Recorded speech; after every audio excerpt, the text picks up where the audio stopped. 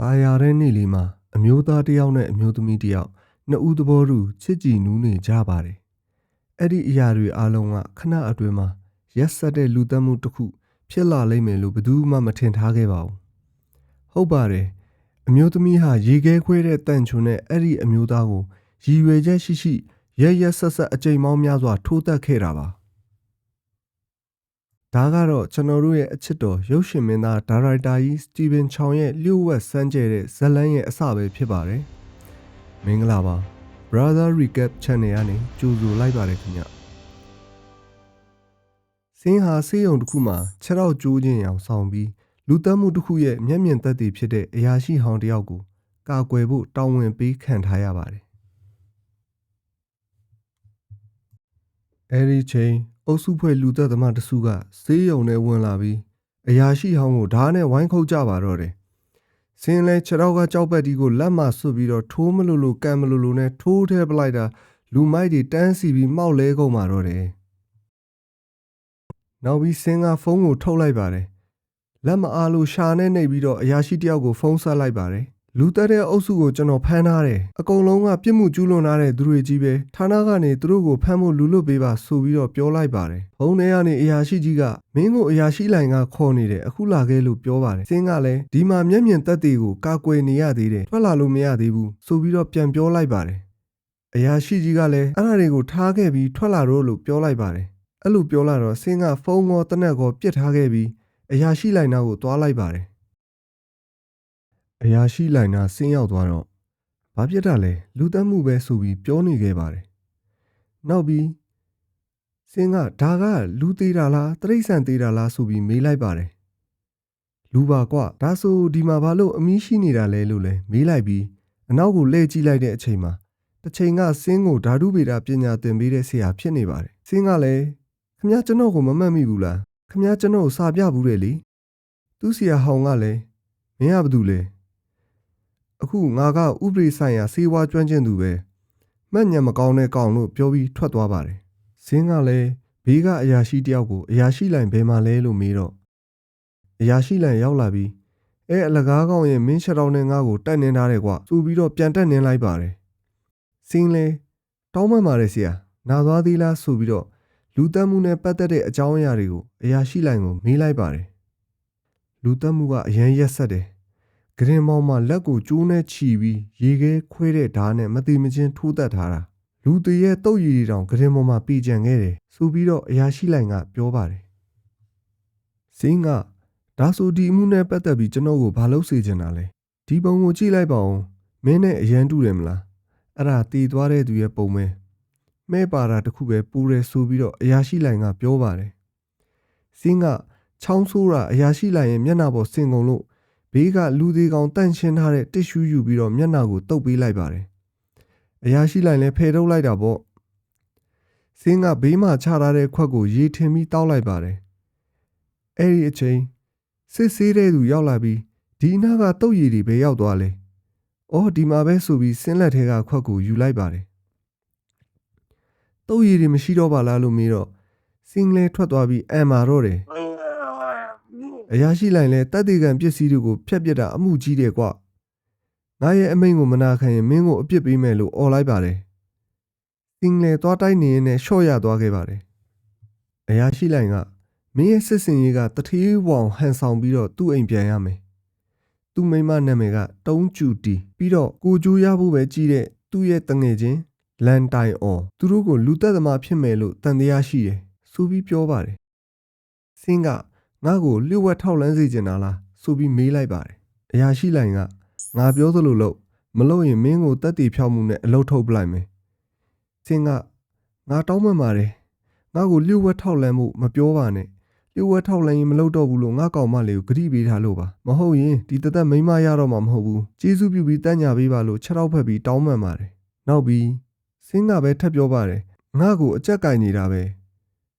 ငါညင်းရင်လည်းတယောက်ယောက်သွားကျင်တဲ့သူရှိမှာပါဆိုပြီးတော့ပြောလိုက်ပါတယ်မင်းပြောနေလဲငါစိတ်ကိုပြောင်းနိုင်မှာမဟုတ်ဘူးလို့အရာရှိလိုင်ကပြောလိုက်တဲ့အချိန်စင်းကငါကကွန်ဖူးပညာရှင်ပဲအရေးမဲ့လက်တီးတိုင်းပြီးတော့အယိုးစုကန်ချက်ဓာတ်တွေကိုအထူးလေ့ကျင့်ထားတာကွာ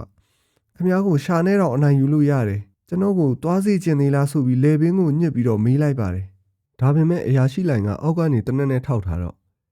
အေးလေအကြောင်းရင်းရှိလို့တောင်းဝင်ပေးတာပဲလေးစားမှာပေါ့ဆိုပြီးလေတံပြောင်းသွားပါတယ်အဲ့လိုနဲ့တောင်းဝင်ကိုလက်ခံလိုက်ရပါတယ်စင်းကဆေးရုံမှာကာကွယ်ပေးနေရတဲ့မျက်မြင်သက်သေရဲကိုလည်းသူ့ရဲ့လက်ထောက်လုပ်ပြီးဖို့ပြောလိုက်ပါတယ်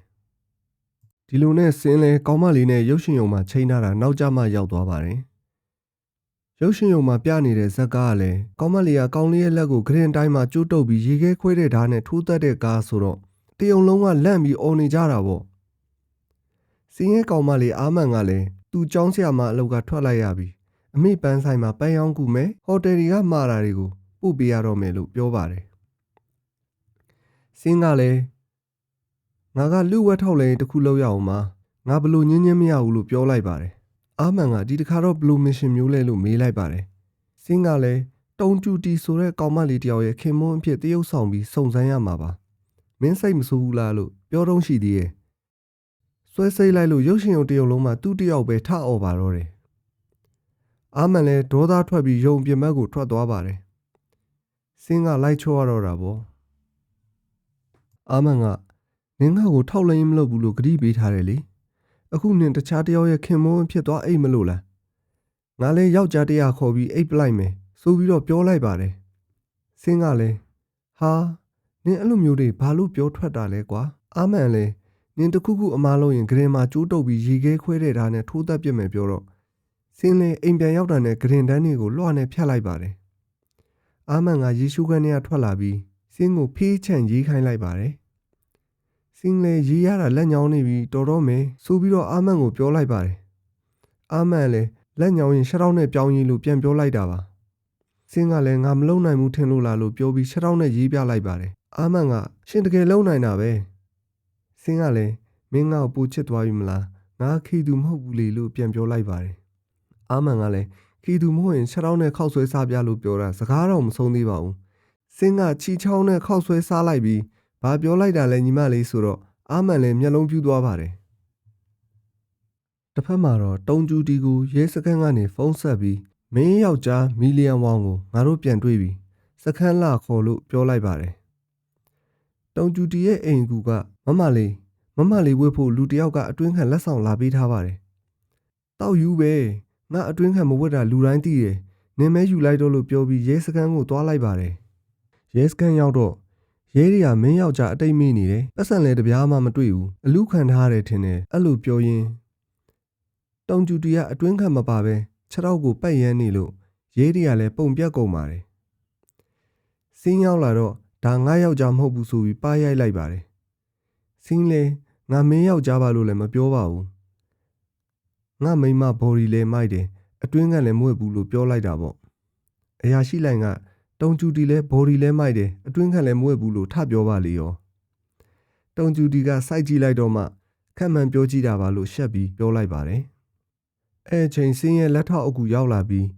တုံကျူတီမင်းကမင်းယောက်ျားပြောင်းနေတယ်လို့ပြောပြီးအခုမင်းယောက်ျားပြန်တွေးတော့မဟုတ်ဘူးပြောတယ်ငါတို့အယူလုံးနေရလားမင်းကိုရှန်ကြံခေါ်သွားပြီးအမှုမစစ်ပဲလပိုင်းလောက်ဆွဲစီထားလို့ရတယ်လို့ပြောလိုက်တော့တုံကျူတီလဲစင်းကိုအိမ်ခေါ်သွားလိုက်ပါတယ်စင်းလဲမီလီယံဝေါင်အိမ်ရောက်တော့ကျူတီကအိမ်မှာရှိတဲ့သူတွေနဲ့မိတ်ဆက်ပေးတာပေါ့အိမ်အကူကိုအမေလို့ခေါ်လိုက်ဖေနဲ့ပြေးလာတဲ့ကလေးကိုသူ့သားထင်ပြီးပွေ့ချီပြီးမှကလေးကသူ့မလေးရဲ့သားမှန်သီးလို့ညင်ညင်တတပြစ်ထုတ်လိုက်ပါတယ်နောက်တစ်ယောက်နဲ့မိတ်ဆက်ပြီးတော့စဖိုမူးမာလီလို့ထင်သွားပေမဲ့သူ့အဖေဖြစ်နေပါတယ်ခွေးရဟောင်ပြီးထွက်လာတော့ကျူတီလဲသူ့နာမည်ခေါ်လိုက်မဟုတ်ရင်ကိုက်လိုက်မယ်လို့ပြောပြီးထွက်သွားပါတယ်စင်းကသူ့နာမည်ဘာလဲမေးလိုက်တော့ကိုစဉ်းစားကြည့်လေလို့ကျူတီကပြန်ပြောပါတယ်စင်းလဲစိတ်အထင်နဲ့နာမည်တွေစက်တိုက်ရွတ်တော့တာပေါ့ဒိုလီဒေးဗစ်ပီတာမာရီရို့စ်ဂီဂိုဂျောဂါအမနီဘယ်လတီနိုဝန်ဂျင်းမန်တက်တိုမြော့ချအဲ့လိုနဲ့ပဲခွေးကြိုက်ခံလိုက်ရပါတယ်စင်းကထမင်းဝိုင်းထဲမှာဒီခွေးကိုငါတို့တပ်ပစ်တဲ့နဲ့ကျူတီလဲသူ့နာမည်ကဒိုလီလောလီငါလဲဒိုလီလို့ခေါ်တာပဲဒီလိုနဲ့ပဲစင်းနဲ့ကျူတီနဲ့ဒိုလီလောမဟုတ်ဘူးဆိုပြီးတော့ညင်းနေကြတာပေါ့အိတ်ခမ်းထဲပြန်ရောက်တော့ကျူတီလဲသူ့ယောက်ျားမဟုတ်တာကိုတန်တရားရှိနေလို့ရဲကိုဖုန်းဆက်ပြီးအိမ်မှာရောက်နေတာသူ့ယောက်ျားမဟုတ်ဘူးအိမ်မှာမွေးထားတဲ့ခွေးတောင်သူ့ကိုပြန်ကြိုက်တယ်ဆိုပြီးတော့ပြောလိုက်ပါတယ် ရဲကလည်းအဲ့ဒါနင်းယောက်ျားအစ်စ်ပါကောင်းကောင်းမွန်မွန်ဆောက်ရှောက်မဟုတ်ရင်နင်းကိုလွတ်မထားဘူး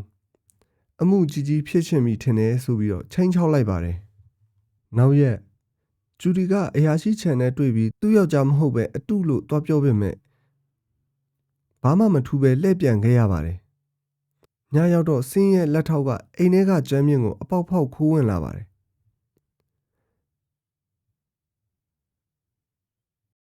ဆင်းကိုတနက်လာပေးတာဖြစ်ပါတယ်အဲ့ဒီအချိန်ကျူတီပြန်လာလို့လက်ထောက်လဲမီလီယံနာဝေါင်ပုံနေရာမှာရုပ်ဖြတ်ပြီးကိုတုံးလုံးနဲ့နေလိုက်ရပါတယ်ကျူတီလဲဆင်းကသူ့ယောက်ျားမဟုတ်တာတန်တရားရှိနေပြီအစင်ပြေအောင်ရှော့ပေါင်းပြီးဘသူမှန်းသိအောင်စူးစမ်းဖို့ကြံ့ပါတယ်ဆင်းကလည်းသူယုံကြည်အောင်အလိုက်ထိုက်နေပြီးအမှန်တိုင်းပြောလာအောင်လုပ်မယ်ဆိုပြီးကိုစီတွေးနေကြပြီးပြေးဖက်ကြပါတယ်ဖက်လဲနေရင်သူ့လက်ထောက်ကအာမန်ပုံပြလိုက်တော့ဆင်းလဲကျူတီကိုပြစ်ထုတ်လိုက်ပါတယ်ပြစ်ထုတ်လိုက်တဲ့အချိန်ကြောင့်ကျူတီလဲသတိလက်သွားပါတယ်လက်ထောက်လဲတပ်ပြင်းချပြီးအောက်ကိုဆင်းလာတော့သူဖောက်ထားတဲ့အပေါက်ထဲကိုပြုတ်ကျသွားပါတယ်အောက်မှာတန်မာတဲ့ယောက်ျားတစ်ယောက်လောက်ပြီးသနာပါလို့ဆူတောင်းနေတဲ့အိမ်ဖော်မကြီးဘေးကိုကျသွားပါတယ်အိမ်ဖော်မကြီးလည်းအယမ်းပျော့ပြီးဖက်လိုက်ပါတယ်အဲညမှာပဲသူတို့အိမ်မှာညူးရဖာတီလောက်ကြပါတယ်အန်ပေါင်းတွေပြီးအတိမိတ်ဆွေတွေဖိတ်ပြီးပျော်ပျော်ပါပါကျင်းပကြတာပါအရာရှိလိုင်းလည်းပွဲတက်လာပြီးစင်းကိုအချီနေလာမင်းရင်အောင်မြင်အောင်လုပ်ဖို့တိုက်တွန်းပါတယ်အဲအချိန်မီလီယံနာဝေါင်ရဲ့တငယ်ချင်းတိုင်အော်ရောက်လာပြီးစင်းကိုမီလီယံဝေါင်ထင်ပြီးရင်းရင်းနှီးနှီးဆက်ဆံပါတယ်ပြီးတော့သူ့မှာကလပ်အစ်စ်လဲဖွင့်ထားတယ်မင်းအကြိုက်ကောင်မလေးအလန်းလေးတွေနဲ့ချိတ်ပြီးမယ်စောလာခဲ့လို့ပြောတော့ကျူတီလဲစိတ်ဆိုးသွားပါတယ်တိုင်အော်လဲသူ့အဖေကိုဂါရဝပြုရမှာမို့သွားလိုက်အောင်မယ်ညလာခဲ့တော့လို့ပြောပြီးထွက်သွားပါတော့တယ်ဒီလိုနဲ့ဆင်းတို့တိုင်အော်ရဲ့ကလပ်ရောက်သွားတော့ဆင်းရဲ့ကောင်မလေးအာမန်လဲဆင်းကိုစိတ်မချလို့ကလပ်ထဲရောက်လာတာပါဆင်းလဲသူ့ကောင်မလေးကိုတွေ့တော့စိတ်ပူပြီးလိုက်ရှာတာအာမန်ကကျူတီနဲ့တွဲကနေရင်ဆင်းရောက်လာတော့ရှောင်ထွက်သွားပါတယ်ကျူတီလဲဆင်းနဲ့အတူတူတွဲကပြီးအိမ်ပြန်ခဲ့ကြပါတယ်အိမ်ရောက်တော့ကျူတီလဲသူ့ယောက်ျားဝေါင်ရဲ့ပုံရိပ်တွေမြင်ပြီးအယမ်းသတိရလာလို့ဆင်းကိုတရုတ်ဆောင်လောက်ခိုင်းပြီးအလွမ်းဖြေနေတော့အိမ်ဖော်မကြီးကရုတ်တရက်ဝင်လာပြီးငါသမီးကိုဘာလုပ်တာလဲဆိုပြီးဆင်းကိုရိုက်ပါတယ်ဆင်းလဲပတ်ပြေးနေပေမဲ့မလွတ်ပါဘူးနှစ်ယောက်သားဒူးထောက်ပြီးအိမ်ဖော်မကြီးဆုံးမတာခံနေရတာပါဒါတွေအားလုံးကကျူတီကမီလီယံနာဝေါင်ကိုတတိယလို့တရုတ်ဆောင်ခိုင်းလိုက်တာပါအိမ်ဖော်မကြီးပြန်သွားတော့မှတညပဲခွဲမအိပ်ပဲဒီတိုင်းလေးပဲနေပေးပါလို့ပြောပြီးစင်းရဲ့ရင်ခွင်ထဲမှာအိပ်ပျော်သွားပါတယ်စင်းလေနောက်ရက်သူ့ကောင်မလေးပန်းဆိုင်ကိုသွားပြီးအာမန်ကိုသွားတွေ့ပါတယ်သူ့လက်ထောက်ရောက်လာတော့စင်းကတိုင်အော်ကညနေဖေးရိုက်ဖို့ဖိတ်ထားတယ်အဲ့မှာငါတို့သတင်းတွေရနိုင်တယ်တီချာလောက်ရမယ်ဆိုပြီးတိုင်အော်တို့နဲ့ဖဲသွားရိုက်ကြပါတယ်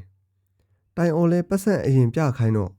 အရာရှိလိုက်နာသွားပြီးနှစ်တန်းပေးမဟုတ်ရင်ငါတို့လူဝက်လုံနေတာအလံဝေးပြီးတော့ဒုက္ခရောက်ကုန်လိုက်မယ်လို့စင်းကပြောလိုက်တယ်ဒါကြောင့်မလို့အရာရှိလိုက်လဲနှစ်တန်းပေးလိုက်ရပါတယ်ဒီလိုနဲ့ဆော့ပြီးတော့ထက်ရှုံးလာလို့အရာရှိလိုက်နာထက်လာပြီးတတန်းထက်တောင်းရင်လိန်လည်မှုနဲ့ဖမ်းထားတဲ့လောင်းကစားသူတော်စင်ရဲ့မဟာယန်သူတော်ကြီးမစ္စတာဟုံနဲ့တွေ့တော့ငါတို့ရှုံးနေလို့ပတ်စံပေးချေးပါလို့စင်းကပြောလိုက်ပါတယ်မစ္စတာဟုံလဲပတ်စံတော့မချေးနိုင်ဘူးလောင်းကစားဝိုင်းမှာဘလို့လဲ့စားမလဲဆိုတာငါတင်ပေးလိုက်မယ်ဆိုပြီးတော့ပြန်ပြောလိုက်ပါတယ်စင်းလဲလက်ညှိုးထိုးပြီးအရင်ဆုံးတစ်ခုလောက်ပြအောင်ဆိုတော့ဖဲကစားကွက်တွေထုတ်ပြပြီးတင်ပေးလိုက်ပါတယ်ဒီလိုနဲ့လောင်းကစားဝိုင်းမှာလဲစင်းမလာသေးလို့စောင့်နေကြတာပေါ့စင်းရောက်လာတဲ့အချိန်မှာတော့ဝေါရှေ့အထားကြပြီးအရန်ကိုခတ်နေတာပေါ့ဖဲကူလည်းအကွက်တွေထုတ်ပြီးတော့ကစားပြနေတာတကယ်မိုက်ပါတယ်စင်းလဲစက်တိုက်နိုင်လာတော့တိုင်အော်လဲချွေးပြန်ပြီလေမင်းလဲဒေးဗစ်ကော်ဘာဖီဖြစ်မယ်လို့မထင်ခဲ့ဘူးစက်လိုက်မယ်ဆိုပြီး90ဆင့်အကြွေစီလေးပဲကြံတော့တယ်9တန်းအကြွေထားရလားစင်းလဲပတ်စံကိုထားလိုက်ပါငါမေးခွန်းတစ်ခုပဲမေးမယ်ဘာမေးမှလဲ မင်းငါ့ကိုတတ်ဖို့စိတ်ကူးမိသေးလားဖြီလီကွာတိုင်အောင်လဲငါထွက်ပြီပောက်ကရတွေလာမေးနေတယ်သွားပြီဆိုပြီးထွက်သွားပါတယ်အရာရှိလိုင်နာရောက်တော့ဘာထူးသေးလဲမေးတာပေါ့တခါတလေမထင်ထားတာတွေဖြစ်တတ်တာမို့မီလီယံဝေါင်ရုံးခန့်သွားပြီးတိုင်အောင်နဲ့ပတ်သက်တာတွေရှာကြည့်အလုပ်ကိစ္စအဆင်မပြေလို့တက်လိုက်တာလည်းဖြစ်နိုင်တယ်အခုဘာလို့သွားမစုံစမ်းသေးတာလဲသွားလိုက်ပါမယ်ဆာမီလီယံဝေါင်ရဲ့ရုံးခန်းရောက်တော့သတိပေးချက်ဆိုတဲ့စာရွက်ကိုမီးထွန်းပြီးကြည့်လိုက်တာစာရွက်ကမီးထားလောင်လို့အမိုက်ပုံးနဲ့ပြစ်လိုက်တာမီးတောက်ပူကြီးလာတာနဲ့စင်းလဲစီဒီကိုရေးထင်ပြီးမီးငိမ့်လိုက်တာမီးတောက်ပူကြီးလာပြီးတခန်းလုံးမီးဆွဲသွားပါတယ်မီးတက်ကိုဖုံးဆက်တဲ့အချိန်အော်တိုမီးတက်ပေးတဲ့ system ကြောင့်မီးငိမ့်သွားခဲ့ပါတယ်မီးတက်ကိုမိုးကတောင်းနေလို့မီးတက်ကဆဲတာခံလိုက်ရပါတယ်မီးတက်ကဖုံးချသွားတော့ဖုံးလိုင်းပူပြီးကျူတီကိုတိုင်အော်ကပုံခိုးရိုက်ပြီးအဲ့ပုံနေမီဒီယာပေါ်မပြန့်ချင်ရင်သူလူကျင်တဲ့ပတ်စံပေးည9 နာရီငါရုံကလာခဲ့လို့ပြောတာစင်းကကြားသွားခဲ့ပါတယ်ညရောက်တော့စင်းလဲကျူတီနောက်လိုက်သွားတော့တာပေါ့တိုင်အော်နဲ့ကျူတီတွေ့တော့တိုင်အော်ကမင်းအခုလက်ရှိယောက်ျားကမင်းယောက်ျားမဟုတ်တာငါသိထားတယ်သူ့ကငါတက်ပြစ်လို့ရတယ်မင်းဘာမှတောင်းဝန်ယူစရာမလိုတဲ့အပြင်မင်းကငါ3 တန်းထပ်ပေးမယ်ဝန်ချိုင်းကမြေနေရအတွက်ပေါ့ကျူတီလဲနင်ယူနေလားအဲ့မြေနေရကတန်း20ကျော်တန်းနဲ့ဆိုပြီးတော့စကားများကြပြီးကျူတီကိုပါရိုက်လိုက်ပါတယ်စင်းလဲနောက်ကနေအတားအဆီးတွေကိုကြော်ဖြတ်ပြီးတိုင်အော်နာရောက်သွားခဲ့တာပါအဲ့အချိန်မှာပဲတိုင်အော်ရဲ့ဘိုက်မှာဓားဆိုင်ပြီးတေးနေပါပြီဒါနဲ့ပဲစင်းကနောက်ကပြေးလိုက်ပေမဲ့တက်တဲ့လူကကျူတီပဲဖြစ်ရမယ်ဆိုပြီးလိုက်ဖမ်းပေမဲ့လွတ်သွားပါတယ်အိမ်ပြန်ရောက်တော့ကျူတီကနင်းဘယ်ရီသွားနေရလဲစင်းကမင်းကိုမေးရမှာကျမကမာကြောက်ကစားနေတာ16ပွဲတောင်ရှိနေပြီထားလိုက်ပါမနက်ဖြန်9 နှစ်ပြည့်မင်္ဂလာနှစ်ပတ်လည်နေ့လေစိတ်မကောက်ပါနဲ့အဝတ်သွားလဲလို့လွတ်လိုက်ပါတယ်ပွဲတော်မှာအရာရှိလန်ရောက်လာပြီးစင်းကိုမင်းတိုင်အောင်တက်ခံရတာသိပြီလားတက်တဲ့သူကရောမင်းသိလားမင်းမဖမ်းနိုင်ရင်သိပြီပဲစင်းကလည်းစိတ်မပူပါနဲ့ကျွန်တော်လူသက်သမားကိုဖမ်းမိမယ်လို့အတိအကျယုံကြည်မှုရှိပါတယ်ဒီညအဖြစ်ပေါ်လာပါလိမ့်မယ်ဆိုပြီးတော့ပြန်ပြောလိုက်ပါတယ်အဲ့အချိန်ချင်းရောက်လာပြီးမီလီယံဝေါင်ကျမရှင်းကိုပြောစရာရှိတယ်အဲ့အချိန်လက်ထောက်ကြီးကလူတွေကိုအဝေးတနေရာခေါ်သွားပါတယ်ကျူတီအကြောင်းမှာကျူတီကိုသတိထားပါကျူတီကစကားမဆုံးသေးခင်ကျူတီရောက်လာပြီးဆက်ပြောလေပွင့်လင်းပြောပါလို့ပြောပြီးစင်းကိုကဖို့ခေါ်သွားပါတယ်ကောက်ကွက်ဆန်းနေစက်တိုက်ကနေပြီးနောက်ဆုံးမှာမင်းဘာလို့လူတက်ရတာလဲငါ့ကိုပြောပါကျူတီဆိုပြီးတော့ဒဲ့မေးလိုက်ပါတယ်ကျူတီကနင်သာငါယောက်ျားအစ်စ်ဖြစ်ရင်တိတ်ကောင်းမှာပဲနင်ဘသူလဲဆိုတာငါစိတ်မဝင်စားပါဘူးနင်ရောက်လာမှငါယောက်ျားရဲ့ပုံရိပ်တွေပြန်မြင်အောင်လာတာပါသူနဲ့ငါစင်းရဲခဲ့စဉ်ကတည်းကတကယ်ချစ်ခဲ့ကြပေမဲ့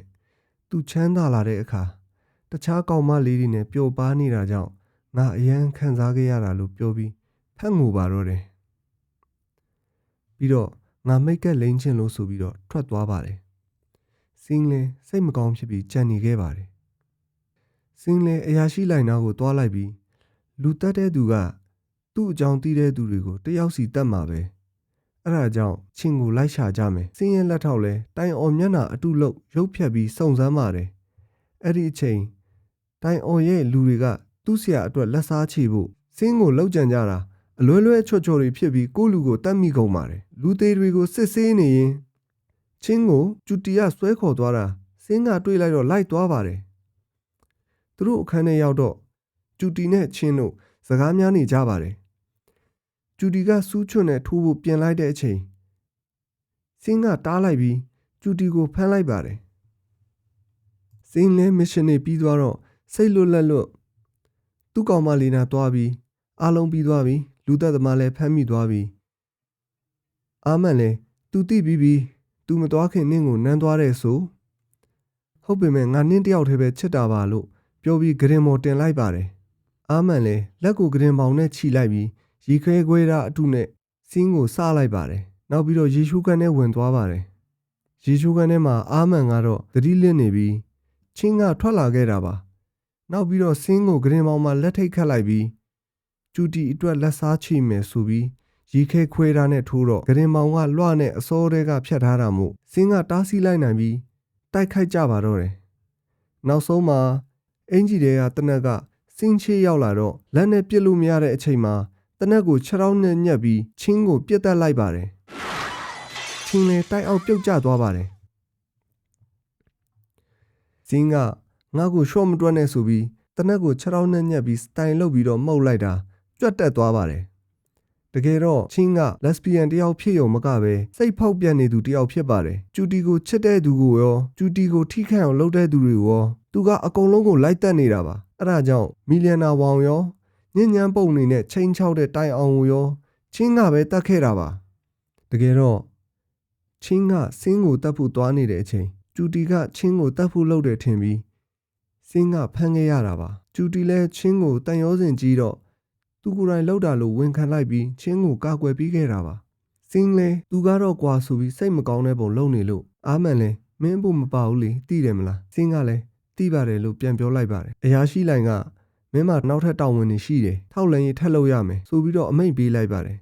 စင်းတို့အတွေ့ကလည်းနောက်နေတာမလားမဟုတ်ဘူးဒါအမိန့်ပဲဆိုပြီးပြောလိုက်တဲ့အချိန်မှာစင်းရဲ့လက်ထောက်ကအရာရှိလိုင်ကိုခေါင်းခေါက်ပလိုက်ပါတယ်နောက်ပြီးစင်းရဲ့လက်ထောက်ကပြောပါတယ်ငါလဲ ICAC ယာဒူးပြန်ရသွားပြီမင်းနဲ့ငါယာဒူးတူတူပဲရှိသေးတာလေလို့ပြောပြီးမင်းကလက်အောက်ငယ်သားတွေကိုအနိုင်ကျင့်နေဆိုပြီးတော့တိုင်လိုက်တာအခုအမိန့်ကျလာပြီ1999မရောက်ခင်အထိငါတို့လက်အောက်မှာပဲမင်းနေရမယ်ဆိုပြီးရန်ထားဖြစ်နေတဲ့အချိန်မှာ